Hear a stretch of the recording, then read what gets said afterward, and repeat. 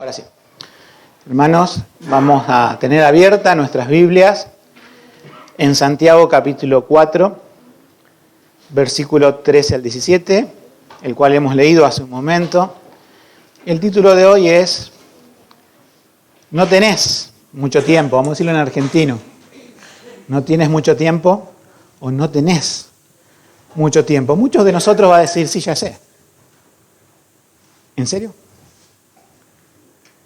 Porque no es cuestión de decir, sí, ya sé que tengo poco tiempo, sino que la forma en que vivimos va a decirnos si vivimos a la luz de esto que nos dice la palabra de Dios o vivimos como si tuviéramos todo el tiempo del mundo, malgastando mucho de nuestro tiempo que podría ser para el Señor. De hecho, el tiempo es de Él, no es nuestro.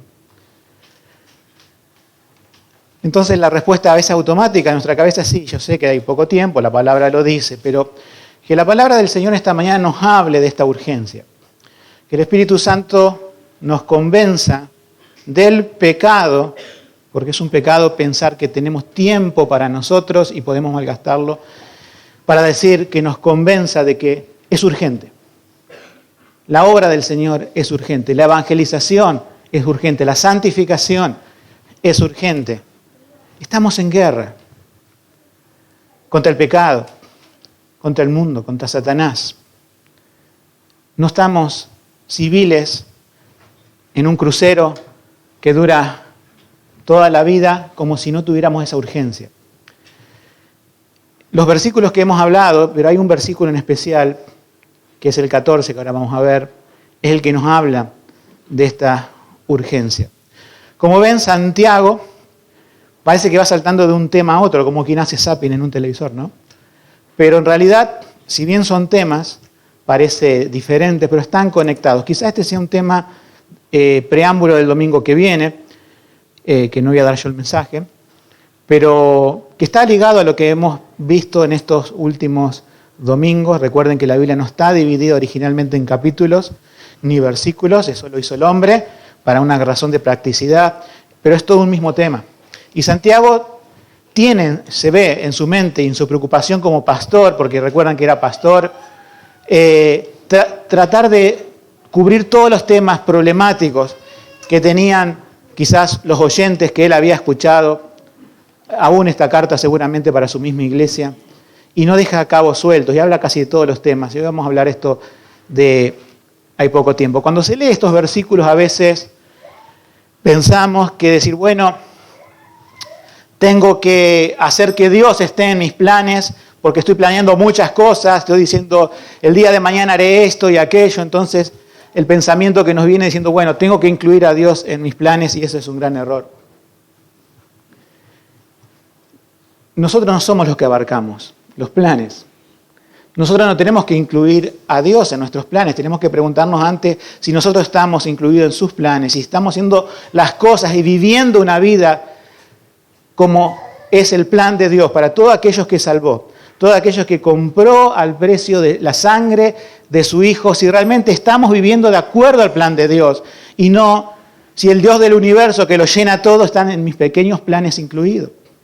Es al revés como debemos pensar. Es si estamos enfocados en las cosas materiales de tal modo que me he olvidado mi misión como cristiano.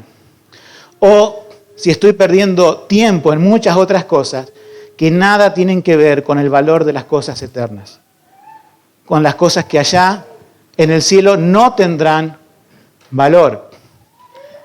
El padre de las misiones, William Carey, decía que a él no quisiera tener éxito en cosas que no importan. O sea, no quisiera ser exitoso en el mundo. Él era zapatero, bueno, qué éxito puede haber arreglando zapatos, pero bueno, podría haberse dedicado a otra cosa y podría haber llegado a una carrera o a quién sabe qué otra, y diciendo, pero si esto no tiene relación con el reino de Dios, realmente no quiero tener éxito en esas cosas.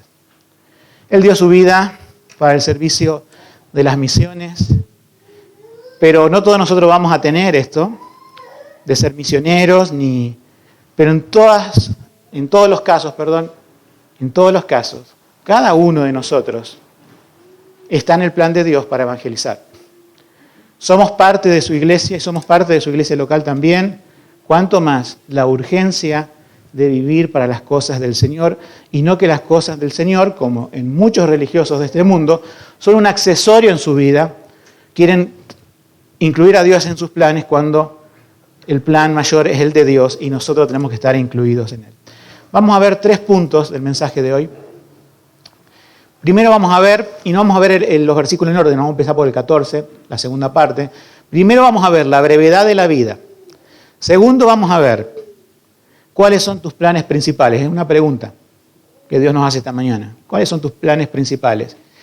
Y tercero vamos a ver aprovechando el tiempo en Dios.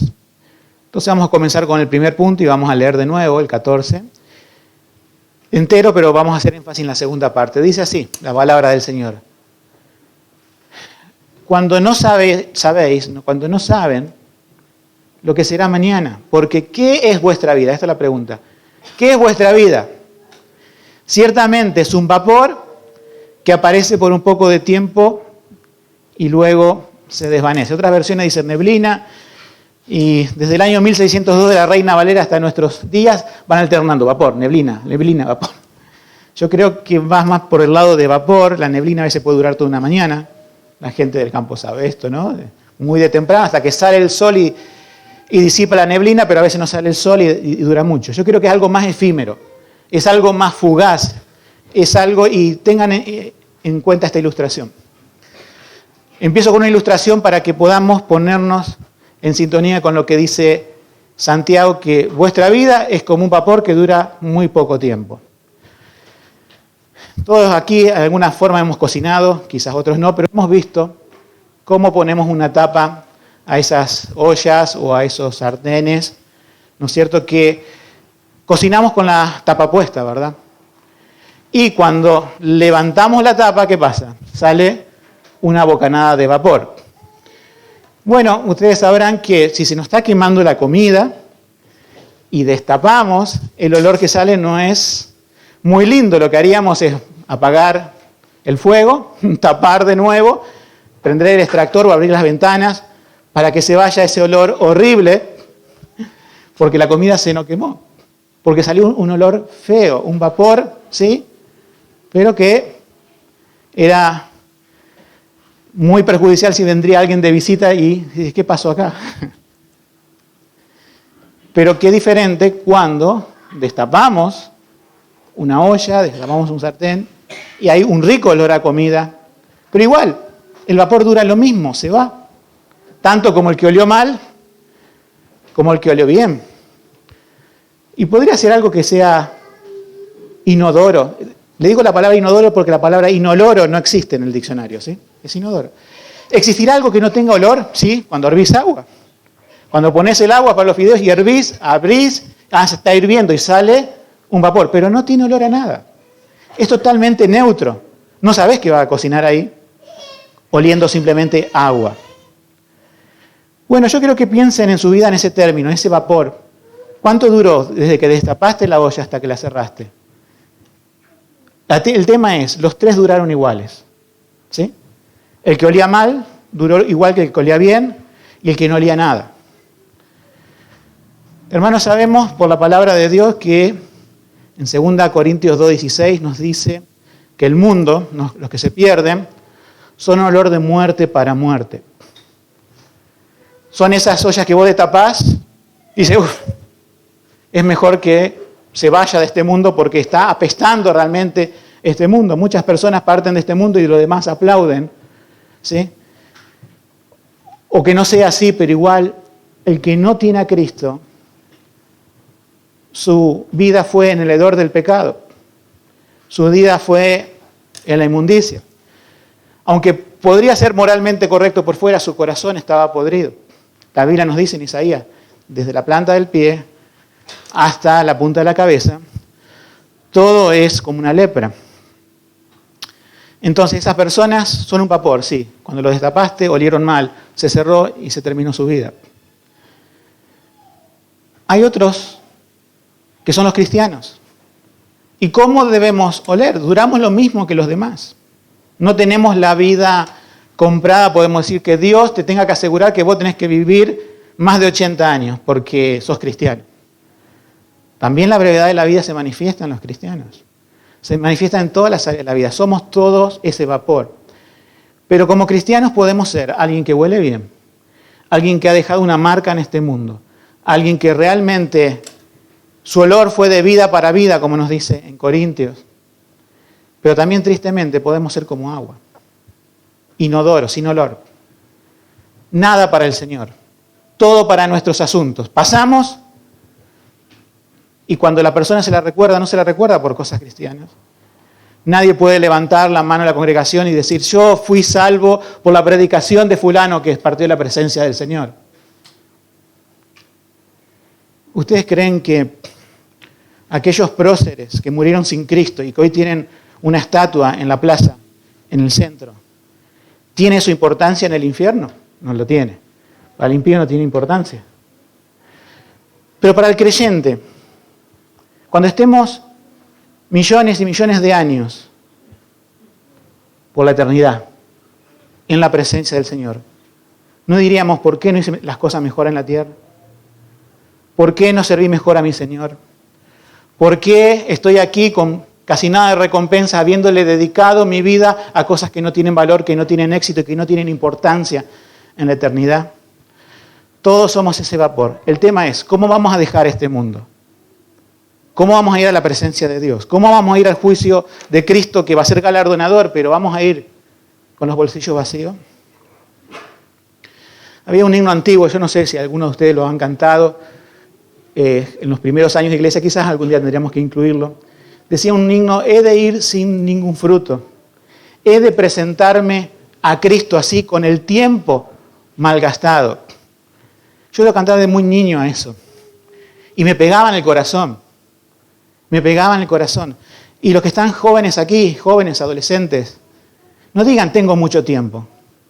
No sabés lo que será el día de mañana. Hoy se vive para Cristo. Mañana no sabemos. Con mi esposa estamos leyendo una serie de devocionales de la esposa de Jonathan Edwards y de Jonathan Edwards y ver cómo iban perdiendo seres queridos año tras año. Por la viruela, por una peste, por cualquier dolor de garganta que vieron que van al médico y dicen, una faringitis bacteriana, toma antibiótico. Allá no había antibiótico en ese tiempo. Y te morías de lo más simple. Un cortecito en la mano, hoy vas y te ponen, no sé, alguna de esos líquidos que curan o una antitetánica.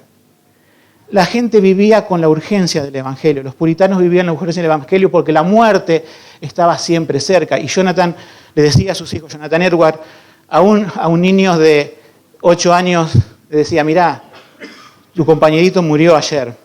La muerte está cerca. ¿Crees en el Señor? O sea, ellos estaban preocupados por la eternidad, no tanto por la vida en este mundo. Todo lo que vivían en este mundo lo hacían con la mira puesta en la eternidad. Nosotros hoy tenemos una serie de cosas que pensamos, estamos enfermos, bueno, podemos hacer esto, aquello, podemos tomar tal pastilla, la calidad de vida ha aumentado, el promedio de vida en Argentina son unos 79 años y en aumento. Así tenemos uno de los promedios de vida, quizás uno de los mayores a nivel mundial, y pensamos, tengo mucho tiempo. La Biblia te dice, tienes poco tiempo. No pienses como el mundo. El rico insensato de la parábola, ustedes lo recuerdan, en Lucas 12, capítulo 20, versículo 20, que el rico insensato, que Jesús cuenta, decía, tenía mucho dinero. Entonces, en vez de decir, bueno, voy a vivir un poco de disfrutar ese dinero, porque una persona que no lo disfrutaba se sabe. Dice, no, voy a derribar mis graneros, porque son muy chicos. Voy a edificar otros mayores y voy a poner todo allí. Y cuando lo llenes voy a decir, ahora sí, alma, gózate, disfruta. Y lo que dice el Señor Jesucristo en la parábola es decir, necio, esta noche vienen por tu alma. Esta misma noche. Y lo que has guardado, ¿de quién será? El mundo piensa así. El mundo atesora, aunque no tenga dinero, quiere atesorar recuerdos, experiencias. Algo de eso leí ayer en el parabrisas de un auto. No voy a nombrar la frase porque era bastante complicada, pero me puse a pensar que esa frase quería decir, comamos y bebamos, total mañana vamos a morir. Era una frase fatalista diciendo, todo se acaba aquí, aprovechemos la vida al máximo. El mundo piensa así.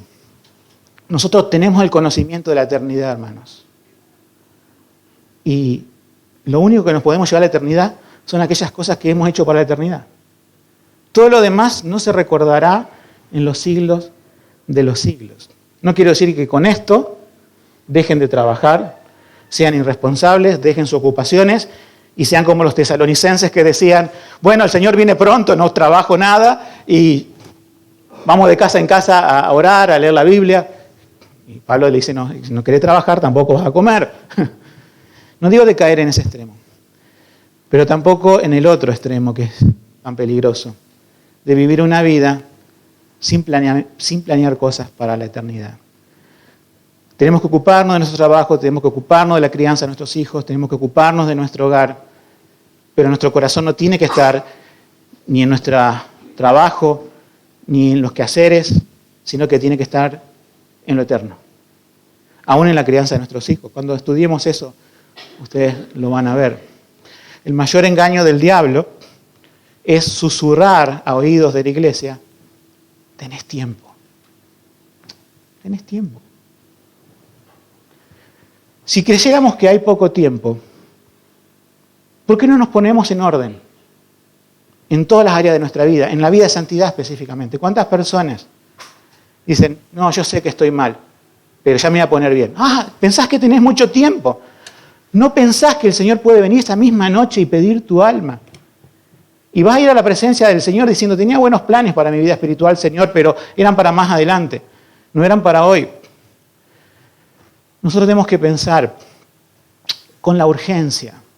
No tenemos que creer la mentira de Satanás, que hay tiempo. Que ningún joven de aquí piense también que tiene tiempo. Que ninguna persona madura piense diciendo, bueno, llegué a la mitad de la vida, a los 40, y tengo otros 40, ¿no sabes? Y aquellos que están 70 y ya para los 80, sabemos que la Biblia dice que es el promedio de vida. Así sea, un día vivilo para la gloria de Dios, vivilo para hacer algo para el reino de Dios. No sabemos cuándo vamos a dejar este mundo. Hagámoslo para la gloria de Dios. Es urgente.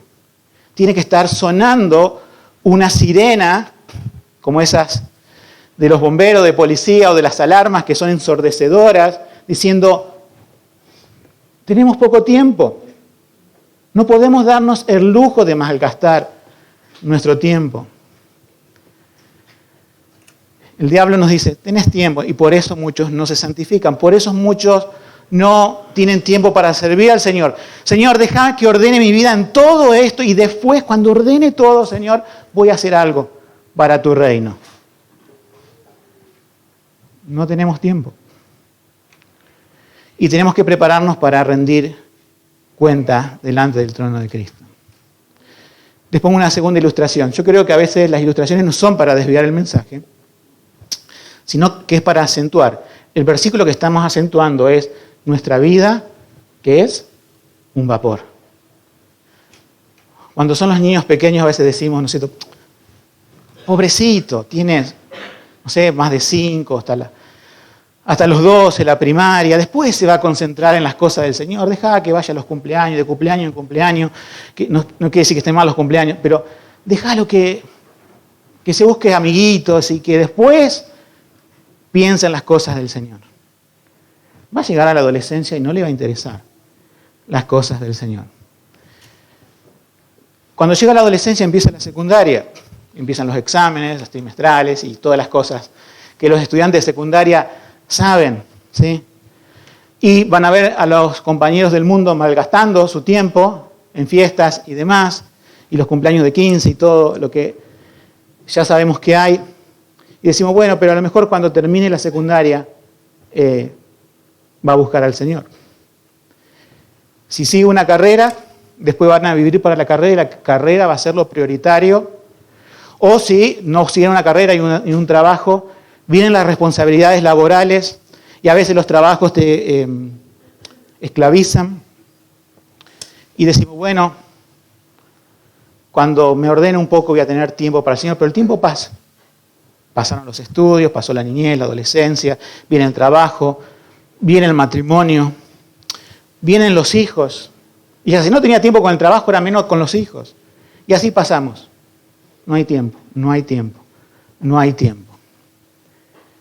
Llegamos a una edad avanzada, o no tan avanzada, y decimos, bueno, cuando me jubile voy a servir al Señor. Vienen los nietos. Luego se enfermamos y luego morimos. O morimos de repente de un ataque al corazón. El vapor, se destapó la olla, se cerró. ¿Qué dejaste para la eternidad? ¿Qué preparaste para la eternidad? Por eso pasamos al segundo punto. Y vamos a leer los versículos. ¿Cuáles son tus planes principales? O sea, ¿cuál es tu plan de vida? ¿Cuál es tu prioridad en la vida? ¿Cuál es el pensamiento que cautiva tu corazón cuando te levantás de mañana y cuando te vas a dormir a la noche? Esto responde a la pregunta de cuáles son tus planes. Versículo 13, vamos a verlo de nuevo. Dice así. Dice, hay una expresión como que si Santiago vendría y te sacudiera un poco. O sea, vamos ahora. Así está en el griego. Los que decís, hoy y mañana iremos a tal ciudad y estaremos allá un año y haremos negocio y ganaremos. Cuando no sabéis lo que será mañana. Salteamos al 15. En lugar de lo cual deberías decir, si el Señor quiere, viviremos y haremos esto o aquello. Y agrega más. Mas ahora os jactáis en vuestras soberbias. Toda jactancia semejante es mala. ¿Cuáles son tus planes? Dios no tiene que calzar en tu agenda apretada de cosas. O sea, tenemos toda esta serie de responsabilidades. Y allá lo último de esta agenda está Dios. Recuerda que nosotros estamos dentro de su agenda y eso es lo que tenemos que pensar. No estoy diciendo que no debemos hacer planes. Yo soy una persona bastante meticulosa que hace planes. Los que me conocen saben que hago planes. No quiere decir que viviendo una vida irresponsable soy más espiritual. No estoy diciendo eso. No estoy diciendo que, dice, bueno, yo vivo el día a día, no sé, no planeo nada, no planeo la salud de mi familia, no planeo su destino laboral, si van a comer o no, yo confío en el Señor. Mucha gente ha disfrazado en la historia del cristianismo irresponsabilidad y la vistió de fe. No, la irresponsabilidad no se puede vestir de fe. Pero ese es otro tema para otro mensaje, ¿sí? Pero lo que estamos diciendo acá es que podemos tener nuestras agendas, pero primero Dios. En el medio Dios. Y al final Dios. Dios en todo. Dios en cada momento. No es el dicho supersticioso, porque mucha gente dice, bueno, si Dios quiere. Dicho supersticioso porque no está sintiendo de corazón lo que dice, no está pensando en su mente lo que eso significa. Muchas veces nosotros como cristianos decimos, bueno, si Dios quiere, si Dios quiere, si Dios quiere. Pero en la forma en que vivimos, no comportamos y hacemos las cosas, es como si Dios no existiera, como si todo dependiera de nosotros. Acá pone el ejemplo, iremos a tal ciudad, haremos negocio, estaremos allá 12 meses, un año, y debieras decir, ¿dónde está Dios en eso? ¿Lo incluiste? ¿Pensás que vos tenés que estar dentro de los planes de Dios? Eso es lo que nos quiere decir Santiago, no que seamos vidas no planeadas, irresponsables, sin agendas, sin previsiones. Lo que nos está diciendo es que podemos vivir una vida llena de previsiones, agendas y planes, pero que Dios no es lo prioritario. Y que Dios parece que no está allí gobernando nuestra agenda. El día de mañana es impredecible. Pensá que cuando te sale mal alguna cosa, cuando vos tenías grandes planes, con mayúscula y comillas, esos grandes planes muchas veces fracasan. Y si fracasan, pero vos estabas tomado de la mano del Señor, le vas a dar las gracias, diciendo, gracias Señor porque fracasó mis grandes planes, porque tu plan mayor nunca fracasa. Pero por el contrario, si estabas alejado de Dios y enfocado en tus cosas y tus grandes planes se demoronan, te deprimís, te enojás y te enfriás espiritualmente más de lo que estaba antes. ¿Se entiende? Entonces muchas veces Dios tiene que mostrarnos realmente que nuestros grandes planes a veces no van. Que a veces nosotros decimos, esto Señor, esto es lícito, esto lo merezco Señor, esto lo merezco. Seamos claros, ¿qué merecemos cada uno de nosotros? ¿Qué merecemos desde que nacemos? Para decirle algo a Dios, Señor, has sido injusto conmigo, yo merecía otra cosa. Cuando nosotros vemos que nacemos en pecado, que somos una raza condenada, pero que Dios en su amor no nos dejó en la condenación, no nos dejó perdidos, sino que mandó a su Hijo Jesucristo y Él nos tiende la mano, nosotros mereceríamos la condenación. Eso es lo que tenemos que grabar en nuestras mentes. La gracia no se merece, la gracia no se compra. Pero si Dios te salvó por su gracia y estás esta mañana escuchando su palabra, tampoco pienses que tus planes te los mereces.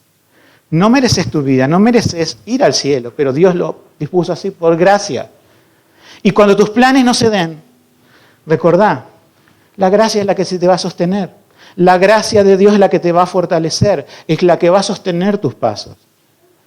Cristo es nuestra roca, tenemos que estar parados continuamente en Él. No podemos estar parados sobre la arena de nuestras decisiones, de nuestros proyectos, de nuestras buenas ideas. Nos hundimos. Esa arena movediza, no solamente como la arena del desierto, sino una arena pantanosa que nos llega al barro hasta el cuello. Pero dice la Biblia que Dios, al que salva, lo saca del lodo cenagoso. Dios ha puesto los pies sobre la roca. A veces cantamos aquí, roca eterna. De eso se trata. De pararnos por la fe cada día en esa roca eterna. Y cuando las cosas no salen, las cosas no se dan, sabemos que nada nos moverá. Seguiremos parados sobre el Señor. Sabemos que este mundo va a ser difícil, que la muerte está, que las enfermedades están, que la ruina económica está, que todas esas cosas están. Pero Cristo está con nosotros. Cristo está en nuestra vida. Él está con nosotros hasta el último día, hasta el fin. Unido a Él no moriré. Él me sostiene hasta el fin. Y debemos recordar eso. Entonces, Señor, tengo que vivir mi vida con un enfoque que sea más profundo en ti. Que no seas el último lugar en mi agenda, sino que seas mi agenda cada día. Aquí vemos que agrega algo más, Santiago, y dice acerca de, como hemos leído en el penúltimo versículo, mas ahora os jactáis en vuestras soberbias. Bueno, toda jactancia, dice, semejante es mala. O sea, fíjense que hay un agravante aquí. O sea, aparte de vivir una vida como que no incluye a Dios en los planes, a las personas a las que se dirige, había cierta jactancia. El mundo, hermanos, sabemos que se jacta de todo y de muchas cosas. Se jacta absolutamente de cada cosa que hace. Y nosotros los cristianos, ¿qué tenemos que jactarnos? ¿Progresaste? ¿Tuviste un ascenso en el trabajo? ¿De qué tenés que jactarte? Porque según la Biblia dice, tenés que servir como servías a Cristo. Todo lo que hacéis hay que hacerlo en el nombre de Cristo. Si alguna vez obtenés un título, un diploma, ¿de qué no podemos jactar? Dios nos ha dado la fuerza, el conocimiento, la salud para hacerlo. ¿Has podido comprarte un auto? Gloria a Dios. ¿No te lo has podido comprar? Gloria a Dios también. ¿Tienes un lugar, una casa donde vivir? Gloria a Dios. ¿Estás alquilando? Gloria a Dios. Somos peregrinos en esta tierra. Nada hemos traído, ni nada nos vamos a llevar. Sabemos que no podemos jactarnos de nada. Cuando Jesús enseñó a orar a sus discípulos, una de las primeras cosas que enseña en la oración, ¿cuál es? Venga tu reino. Cuando el reino de Dios es patente en nuestra mente y corazón, sabemos que su reino tiene una parte que es ya el reino de Dios está, la iglesia es su reino, pero todavía no, porque falta la segunda venida de Cristo, donde Él ponga a sus pies, digamos, todos sus enemigos queden al estrado de sus pies, derrotados, y pasemos a esa etapa del cielo nuevo y tierra nueva, donde ya no mora ni el pecado, ni la maldad, no hay más muerte, ni dolor. Ya, pero todavía no. Y cuando oramos, decimos, Señor, venga tu reino. Y eso es real, ya, es la urgencia. Venga tu reino. Pero nuestro corazón dice que permanezca mi reino. El reino de Dios, podemos escribirlo con mayúscula, venga tu reino. Pero nuestro corazón, como decía cierto autor, que mi reino permanezca, ese reino con minúscula, que se va a deshacer y se va a desplomar cuando se cierre la tapa de la olla y ese vapor, que era nuestra vida, ya está, ya fue a la presencia de Dios. Por eso la Biblia nos advierte acerca de nuestra soberbia, de nuestra jactancia, a veces quizás sin decirlo, pero muchas veces parece como que vivimos así. Ustedes recuerdan, un rey, uno de los más poderosos de la tierra, Nabucodonosor, fue a la terraza de su palacio, miró los reinos, miró a sus sirvientes, miró toda la gente y que algunos le hacían reverencia desde lo lejos diciendo todo esto ha sido gracias a mi logro, es por mi mano. Al otro día estaba comiendo pasto con las bestias y le habían crecido las uñas y le había crecido su pelo como las plumas de un ave, decía la Biblia. Y toda la gente lo veía. Ayer estuvo ese emperador, especie de emperador, ¿no? Ahí en la terraza mirando todo su reino y hoy está comiendo con los animales. Después aprendió la lección. Pero nosotros la tenemos en la palabra para decir, ¿de qué vale la jactancia? Que hay algo que nos haya enorgullecido, que no sea algo que tenga que ver con el reino de Dios. Podemos el día de mañana estar comiendo pasto con los animales en el sentido metafórico, ¿no? Vamos al tercer punto. Aprovechando el tiempo para Dios.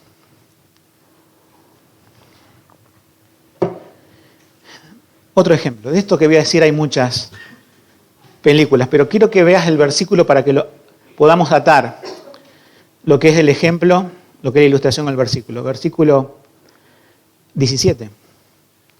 Así que al que sabe hacer lo bueno y no lo hace, le es pecado. Lo conocen este versículo, ¿verdad? Se usa siempre fuera del contexto de los otros versículos que hemos visto. Y lo ponemos como una especie de proverbio chino, ¿no? El que sabe hacer lo bueno y no lo hace, le es pecado. Bien, puede ser utilizado para muchas cosas, pero vamos a considerar lo siguiente. Les pongo otro ejemplo. No todos lo toman igual a esto. No todos lo toman igual, pero muchas personas se han visto esto y han hecho películas de esto. Te diagnostican un cáncer terminal. Te quedan 3 meses de vida. Hay un tipo de cáncer que a veces, a pesar del avance de la medicina, pueden decir algo así los médicos. ¿Qué hace esa persona en 3 meses? ¿Ustedes creen que sus prioridades cambian después de la noticia? ¿Ustedes creen que después del diagnóstico van a seguir viviendo igual que el día anterior? No. ¿Por qué? Porque les queda poco tiempo. Ahora, pasado al plano espiritual, Dios nos libre de una enfermedad así, ¿verdad?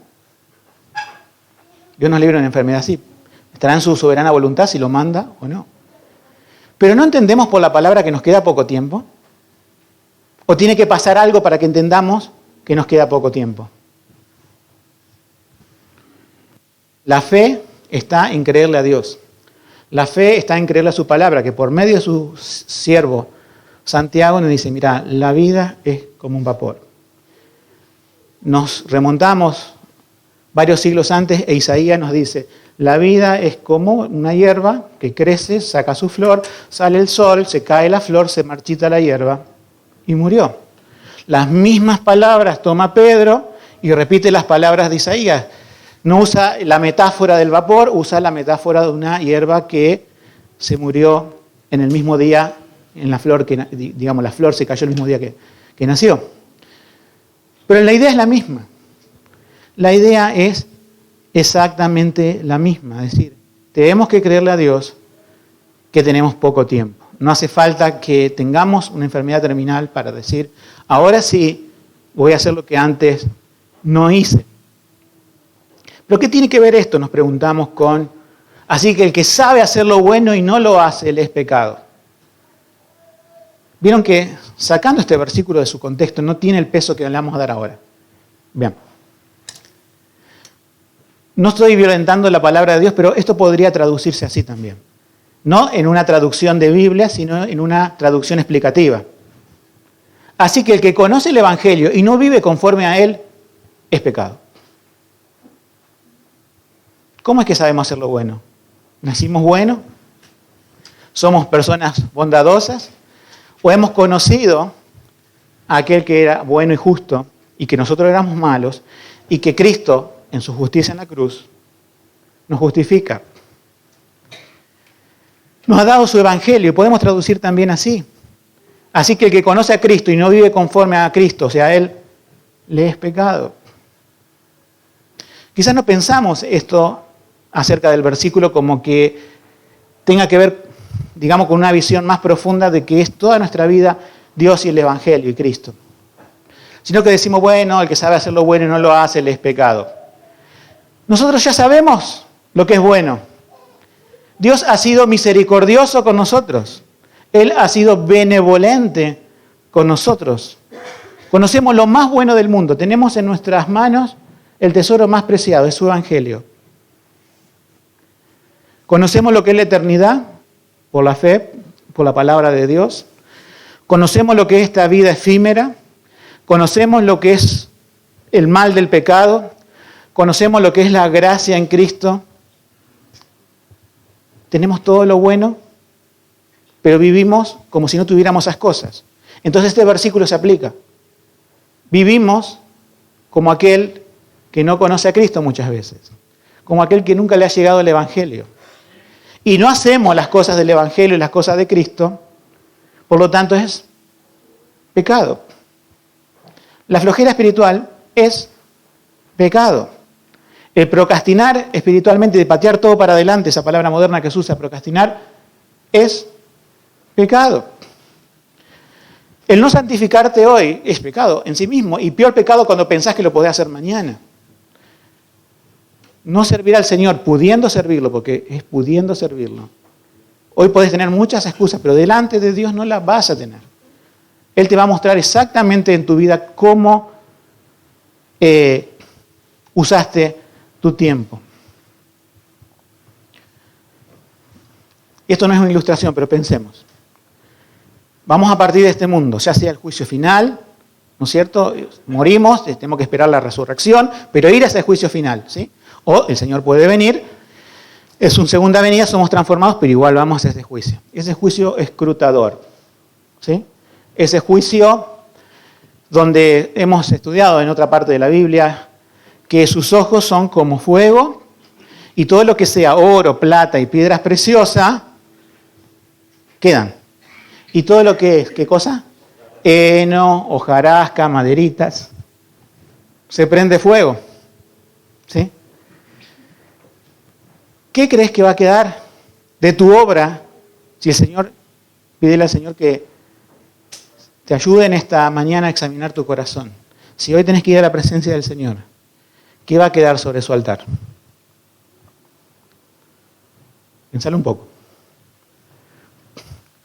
A lo mejor no recuerdes muchas cosas, a lo mejor se te nubla la memoria en estos momentos. Y no lo vas a hacer solamente pensando aquí en 1 hora y media de reunión. Medita cada día.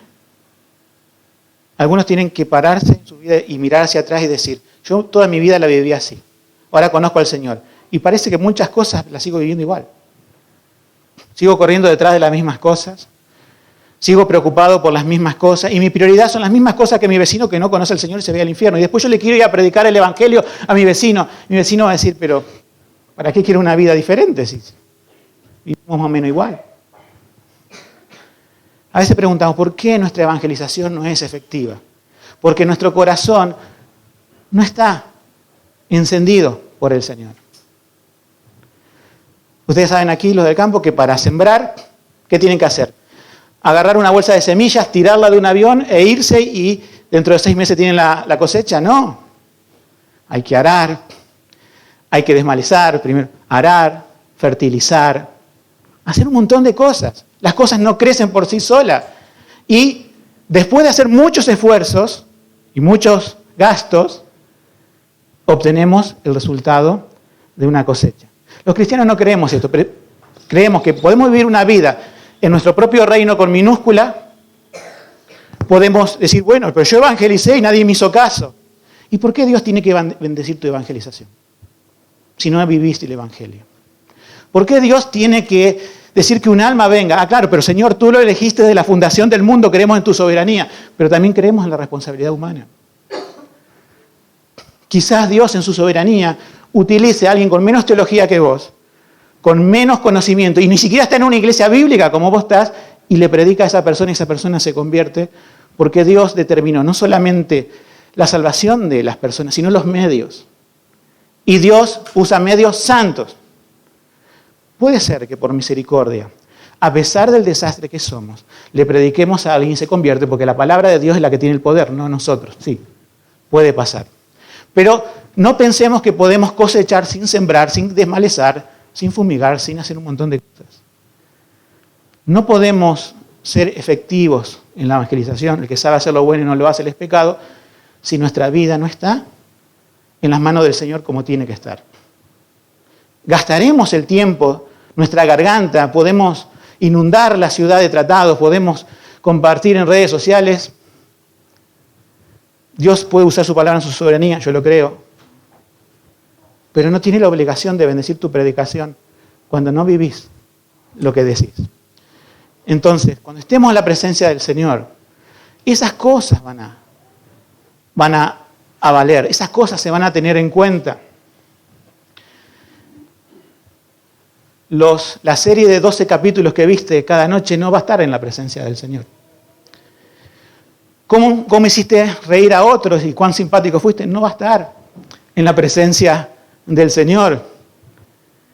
No va a estar tus logros laborales, no va a estar tu ascenso, no va a estar tu título, no va a estar tus días de vacaciones, la selfie que te sacaste, no va a estar eso en el día. Eso, si nosotros lo queremos presentar, si Señor vengo a presentarte esto, va a ser una llamarada hasta de 5 metros. Va a quedar todo lo que, a pesar de que vivimos una vida que no está mal tomarse vacaciones, que no está mal tener nuestro trabajo y no está mal nada de eso, pero si tu vida fue prioritaria para Dios, ahí fueron poniéndose plata, oro, piedras preciosas. Señor, ¿qué voy a llevar a tu presencia? ¿Qué voy a presentar delante de ti? Aquellas personas que predicaste el Evangelio, aquellas personas que aconsejaste, que hiciste consejería formal, informal, pero estuviste ahí hablando. Aquellas personas que ayudaste económicamente, pero con miras a que la persona llevarla a Cristo el Evangelio, a levantar su mirada.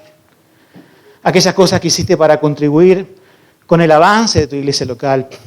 Aquellas cosas que hiciste para contribuir con el avance espiritual de tu familia, de tus hijos, tu esposa, vos mismo. Todas estas cosas que hacemos para el Señor son oro, plata y piedra preciosa que estarán allá. Por lo tanto, tenemos que examinarnos esta mañana pensando en, ¿he de ir a Cristo sin ningún fruto, como decía el himno? ¿He de presentarme a Cristo así, con el tiempo malgastado? Romanos 14:7 nos recuerda, porque ninguno de nosotros vive para sí y ninguno muere para sí. Termino con una conclusión, antes de compartir hoy la cena del Señor, una mesa de examen delante de Él, para que siendo examinados en esta mesa, seamos menos examinados en el día del juicio. Repito, cuando más nos examinamos, nos santificamos, menos tendremos que dar cuenta en el día del juicio de las cosas que dejamos de hacer. Las 3 cosas que quiero decirte es lo siguiente. O vas a pasar tu tiempo edificando tu propio reino, o vas a priorizar el reino de Dios. Segundo, o vas a invertir tiempo en tus propios intereses o vas a dedicar tu vida y recursos al servicio de Dios? Tercero, o vas a vivir para tu propia gloria o vas a vivir para la gloria de Dios. Hermanos, tenemos que recordar y seriamente que la vida es como un vapor. La olla ya hizo así, ya se destapó. El vapor ya está en movimiento. Ese vapor son cada una de vuestras vidas aquí en esta mañana. Solo falta que el Señor ponga la tapa de nuevo. ¿Y qué aroma dejaste en el ambiente? ¿Qué testimonio cristiano dejaste que Dios en el día del juicio pueda ser tenido como una recompensa? ¿Te vas a ir de este mundo, si Dios tendría que llamarte hoy, sin dejar una marca cristiana, sin dejar una marca de Cristo que dé gloria a Dios? Que el Señor nos ayude, hermano. Amén.